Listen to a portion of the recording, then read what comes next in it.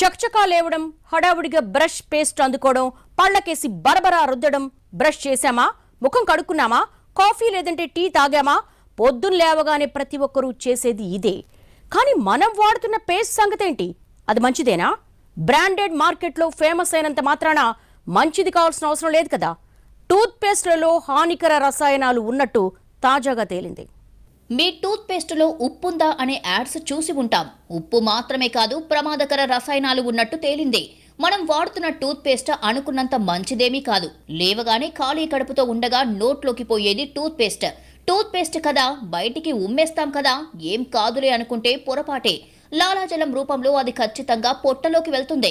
Empty stomach లోకి హానికర రసాయనాలు వెళ్తే తీవ్ర ఆరోగ్య ఇబ్బందులు ఎదుర్కోక తప్పదు. మనం రెగ్యులర్ గా వాడుతున్న టూత్ పేస్టులో విషపూరిత లోహాలు ఉన్నాయని అమెరికాకు చెందిన ఓ సంస్థ అధ్యయనంలో తేలింది.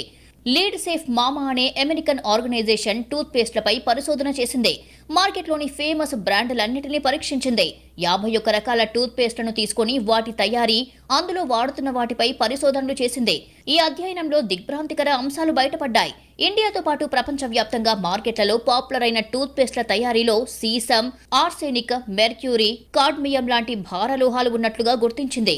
ఇది సాధారణ టూత్ పేస్ట్లలో మాత్రమే కాదు, ప్రసిద్ధి చెందిన టూత్ పేస్ట్ బ్రాండ్స్లలోనూ ఉన్నాయి. సీసం, ఆర్సెనిక్, మెర్క్యూరీ, కాడ్మియం లోహాలు సాధారణంగానే మానవ శరీరానికి హాని కలిగిస్తాయి. అటువంటిది రోజు దాన్ని మన శరీరంలోకి పంపిస్తే ఏంటి పరిస్థితి? తీవ్ర పరిణామాలకు దారితీస్తాయి. ముఖ్యంగా చిన్న పిల్లలపై దుష్ప్రభావాలు కలిగిస్తాయి.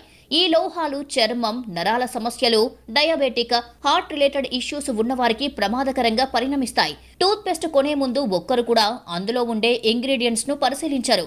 మహా అయితే మ్యానుఫ్యాక్చరింగ్, ఎక్స్పైరీ డేట్స్ చూస్తారంతే.